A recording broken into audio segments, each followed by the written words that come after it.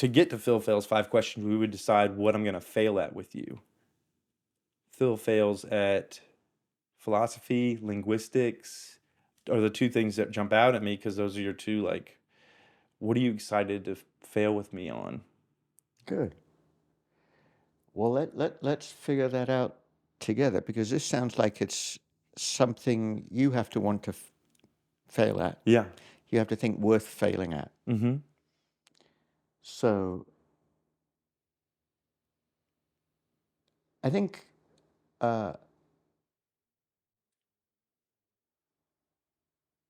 slowing down Yeah. is something very hard to do that we can all fail at. Slowing down. It's kind of a different thing. Fail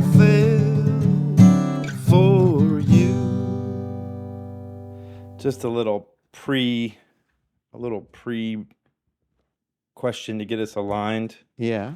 On the show. David Beaver. David Beaver. I like the animal. I pronounce it like the animal. Like the animal. Right. Is that your spirit animal? I feel I'm seeing some progress here, but it's going slow. I've got the algorithm right here. It's just oh wow. Algorithm right That's there. cool. Amazing. If you ever need it. No, I'd be curious how it works, but I don't. I'm like you're old school. Enjoying myself here. Yeah. Okay, David Beaver. What was your spirit animal? Do I have to have a spirit animal? You don't have to have it. It's all imagination. Last night when we were messing around at Contact Improv, Catherine, who runs it, said we had to do birds, and I said, people were going like great blue heron and penguin, and I did Tweety Pie. Tweety Pie. So I guess Tweety Pie can be my spirit animal. Tweety Pie. Does that work? We don't need a spirit animal for the interview. I'm just having some. I'm happy to have Tweety Pie as a spirit animal if Tweety Pie will have me. Oh my goodness! I don't know if this is like a mutual thing where the spirit animal has to have you as well. I think that's only fair. I don't think they get any say in it. Like, I'm Kind Fox. That's it's my Mankind Project spirit name or animal name, and I guess I've never gone up to the fox and said, "Hey, you cool with this, guys? Are you okay with this?" And would it be like the Indians back in the day or the First Nation folks where you just find one and ask them and they're like, "Yeah, sure." And then the rest of them are like, "Wait a second, dude. Like, we didn't have a say in this." All the other foxes are perturbed at the one nice one I found that placated my desire to have Kind Fox as my spirit animal. What is your title, David? What is your... You mean my work title? Or? Well, this interview is going to go out and people are going to get introduced to David Beaver. Like, what do you want them to... I don't know. Who is your audience? Who are you? Good question. That's a good question. So, it'll be on Austin Public, and I'll also put it out on YouTube. My audience will be your audience and my audience. Hopefully, if everything goes well, you'd be like, I want folks to see this that I know. Right. And I'll be like, I want folks to see this that I know. Something in between Professor David Beaver and Cutie Pie. Like, you want to find that happy medium. Yeah, I think that's true. That somehow captures both. Yeah, they're probably not, they're not 100% academics, and they're not 100% like whatever it is I am. Yeah. Like a seeker kind of You can do Professor David Beaver, but he said I could call him Cutie Pie. I'll say David Beaver, professor of... A professor of linguistics. A professor and philosophy. Linguistics and philosophy. Philosophy? Yeah, it's my I have also an appointment in the philosophy department. This is I have a whole series on Phil Fails at Philosophy. Well, we can fail together today. I've been interviewing Grant Potts, he's a professor of philosophy, and we've had 5 episodes now. We've gone through the big questions of philosophy, which is a comparative book comparing Western ideas and Buddhism against each one of the big questions of philosophy. The next one we're having is can consciousness be explained? And really struggling on that. Well, that's a perennial question. Yeah. on that, and like there's a question of, well, when you talk about explaining, when people talk about explaining, what on earth do they mean? Oh my goodness, you're getting there. We're going straight Like, into philosophy now. like, Well, we already did what is knowledge. We did does reality well, have a ground? We did how to live a good human life. Um, we've done. So, professor of linguistics and philosophy, and he said I could call him Pewdie Pie. I could put ecstatic dancer, contact improv. I could tap into you can include dancer. you're Uh, a dancer, and at least I'm someone that loves to dance. I don't know whether we're going to touch on this. probably Like, not. it's like one of the, well, I think there's like some deep questions here about in this society, who you are gets shaped by your career. Yeah. And to be a dancer is not just to say you love to dance and you dance. It's to say my dance has garnered enough respect professionally for me to have this label. Right. And it's like, okay, if you insist, We then could I'm not a dancer. we But could dispel that. And yeah, today you love dancing. You dance all the that time. is part of who I am. We can call you a dancer. You can call me a dancer. That sounds just as bad. We can call you a dancer. But I'm good.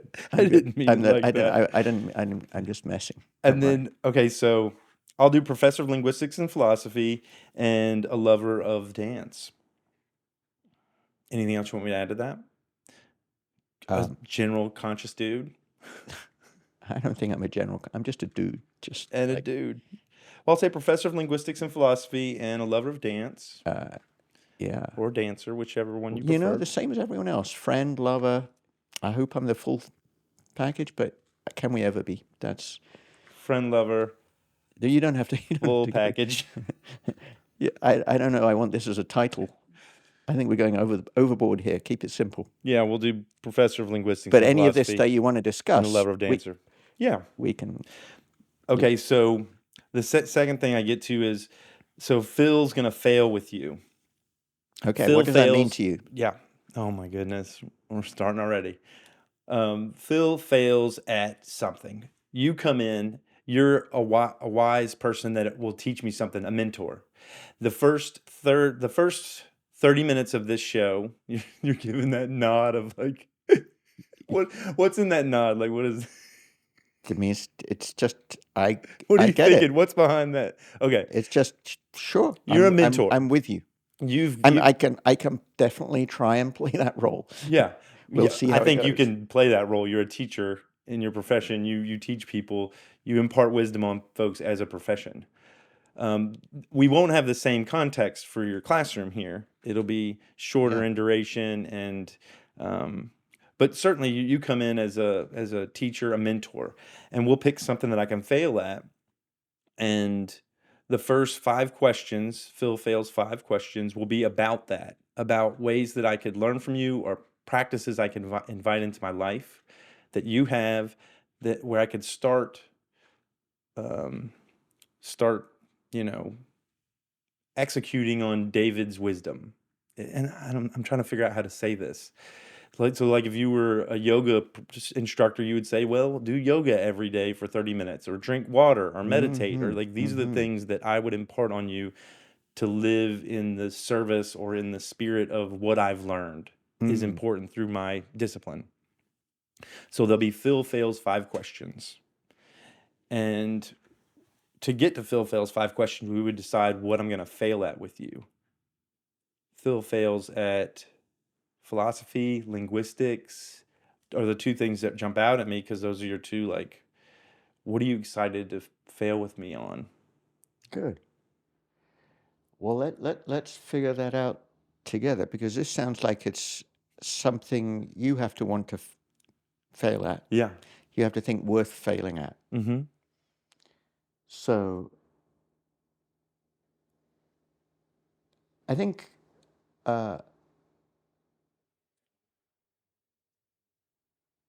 slowing down Yeah. is something very hard to do that we can all fail at. Slowing down. It's kind of a different thing. And I'm teaching a class at the moment called bias. Okay. You can fail at bias if you like. I'd love to. Yeah. And one part of that class is about cognitive biases as a whole. So I'm also the director of cognitive science. Actually, you can put this in as part of my title, director of cognitive science at UT as well. Director of Cognitive Science at UT. So this guy, Daniel Kahneman, who just died 2.5 weeks ago, Nobel Prize winner in economics. He has a book, Thinking Fast and Slow. And it's all about what's called biases and heuristics. So ways that, depending on how you look at them, are things that they're biases, meaning you don't always get the right answer, or heuristics, which means roughly they can help you get the right answer quicker. Yeah. But they're two sides of the same coin. Mm-hmm. And one thing is, we use in our everyday life, we're using these heuristics, or we have these biases, depending on how you want to look at it, all the time. It allows us to do quick and dirty stuff like, I don't like that guy. Yeah? We take one look and we're like, no. Yeah. Yeah? Swift discernment. Yeah. Sometimes our biases can be problematic. Like, yeah, sure, the guy doesn't come from the same neighborhood as me. Yeah. Sure, the guy was in a bad mood because he was looking for his phone, and I took one look at him and I'm like, I'm not comfortable with that guy. Yeah.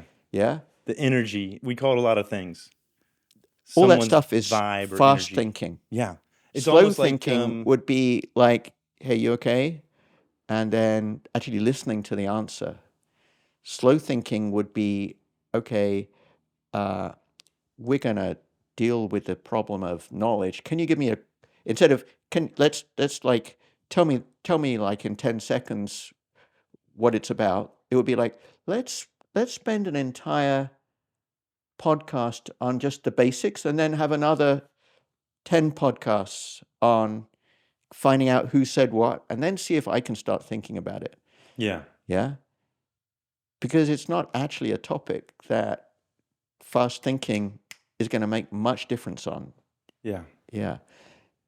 So this applies at every level. I think I'm excited. The first thing I noticed is when you said slow down, it was almost an invitation to my body to slow down. Cool. When you said that, I realized how fast I was going with you, or how fast I was going. Good. And I like that. Good.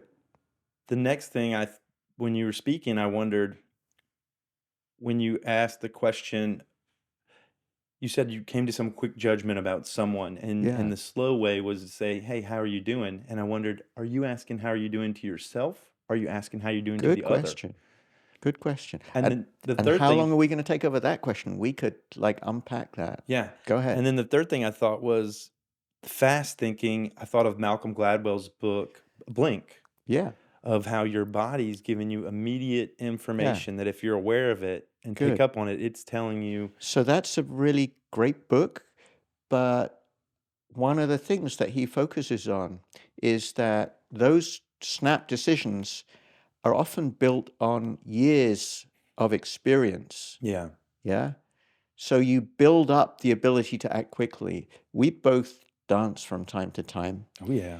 But it's the same with bouldering or whatever other activity. You don't want to be there's a sense in which you don't want to be making quick decisions on a mountain because you could kill yourself. But there's another sense in which 5 years of training, as Gladwell likes to say, 10,000 hours, is going to mean that you do things fast and automatically that I'm going to need to take a lot of time over. Yeah. That makes sense. So things can move from being what you need to do is similar with, it could be chess, just the same. Things that I need to go real slow over. Someone who's spent the 10,000 hours, they've already, They've calibrated their instrument. yeah. Or if you're a programmer type, they've kind of pre-compiled. That is, it used to be the case. We would have a program and the computer could like laboriously go through. Yeah. Or you could compile it into machine code, Mm-hmm. and then it would be ready to run. Yep. But that process of compiling it into human machine code, not that this is just a metaphor, but that's a process that takes time itself. And every time you dance, every time you climb, your body and your brain learn to do things quicker and more naturally without questioning. Sometimes that's going to be a problem. Yeah, I think of the saying that I was raised with, which was practice makes perfect. And then later on, I learned a new saying that practice makes permanent. Good.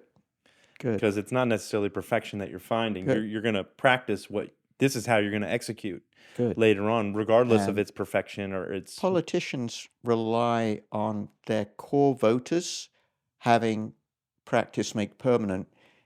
Then they can speak to the people in the middle, because they can rely, in the end, they can rely whatever they say on their core voters voting for them. If they can't do that, they got a problem when they come into the campaign. Thinking fast or slow about who you vote for, that's one of the most important issues in the world. I think we've landed on it. So we'll do Phil Phails at slow thinking or biased or both. How would we name it? Phil Phails at... Let's do Phil Phails at bias. Okay. And take that into slow thinking. Whatever you think sounds good, because I think it's the same conversation. Yeah. Slow thinking. Just go for that. Slow thinking. I think slow thinking would hit a 5-year-old or a 5th grader, and I want to have a huge audience. I don't want anybody to have to look up the name. I like it too. Before, what is bias? That might take a definition. And slow thinking is like easy. And then linguistics you can replace with like language, if you like, by the same token. And so what's philosophy if you were going to do that? I don't know if you want to do that, but that's like, thinking through deep problems. Yeah. I don't know what philosophy is if it isn't that. So what we'll do is we'll do David Beaver, just to go over once we start. I'm going to introduce you as David Beaver, professor of linguistics and philosophy, director of cognitive science at UT, and dancer. I'm going to do those 3. And then today, Phil Phails at slow thinking. Do you want to? Good. Because we could also fail at contact improv right here with oh my God, we could. like, you're trapped there, but like when is there a connection here? Am I listening to you? Can I feel your shoulder through your hand? Can you feel my knee and how it moves? If you close your eyes right now, can you feel the joint? And you can push, or you can just feel what I do. Yeah. And can you feel like how my hip works? Can you feel the... Yeah. We're going to do this. The middle thing we do in my show traditionally, as we transition from the 5 questions to the second section, which is most of the show, will be a life story for you. Who is David Beaver? How did you come to get here? What was your childhood like? Where were you born? What were your transformations throughout your life? And before, in that transition, I invite us into an improv game. But we could do a contact improv game if you wanted. I'd be happy to do something. However, any combination. Yeah, and in that, we can explore some of that together on the show. Whatever is going to make you feel comfortable in interviewing me is going to work. Yeah. For me, it's like, I do the improv so that the guest feels comfortable. Yeah. I love goofing off and being silly. And sometimes, I do think that it's a great sorbet for some of the difficult discussions that some people have when they talk about their childhood. Yeah. This, for me, is an exercise or an invitation into authenticity, vulnerability, like that the human experience can be shared alongside mentorship, sharing of wisdom, allowing me to like come into someone's world and find out how I can improve mine. It's also an invitation into intimacy and connection in relationships. This will be the first episode, Mm-hmm. the first time I interview you, and you show up to be interviewed, and there'll be a ask at the end. Do you want to continue this relationship? Do you want to have a second or third where we don't spend time on your life story? Well, we're kind of always learning each other's life stories, but not directly, and we only talk about the things that you're passionate about. You act as a mentor to me the whole time, or we explore together the things that you're learning. Something to think about. We didn't talk about the book at all. We will talk about the Okay, book. but I just want to throw something in. The book talks about resonance and harmony. Yeah. It's a theory of connection. The idea is that to understand politics, you don't want to look at just information. You want to look at connection. Yeah. You want to look at what things resonate. And you want to look at harmony and discord. Those are the issues that you want to look at. Yeah. And so it's kind of a theory of ideology. You can fail at ideology if you like, or you can fail at resonance and harmony. We could do those in subsequent. If you want to do subsequent talks, I will invite you to do subsequent talks. Yeah. If you want, and one could be all about harmony, let's resonance. Let's see whether this conversation goes that way. Yeah. And let's see if it sets something up that you want to pick up on, or whether we kind of get there now and you're like, yeah, that was fun. I think we did that. Or it doesn't come up is also fine. But I just wanted to throw it in case it you're curious. And I am, resonance, and connection is a big, good. Author. I'm gonna add author to your list of things. I'm glad you brought up the book because I've written three books. So author is definitely on there, and I'll hold this up and probably I haven't even counted. Probably like 50 to 100 papers. So yeah, you're a writer. If you're interested, oh my God, you can. I don't want to get people looking at all my academic stuff, but it's all out there, public domain. Yeah. But I'm going to put writer and author, and I'll show this is your latest book. I'm happy for the the plug. Well, are you ready to get started? Whenever you're ready. How long do you want to take, roughly? About 2 hours. Can go anywhere from an hour and a half to 2 hours. Okay. I kind of feel like this will probably go to 2 hours just because you're a really wonderful speaker. Well, we'll see. But can we take a break? Absolutely. Yeah. This is a co-created experience. Good.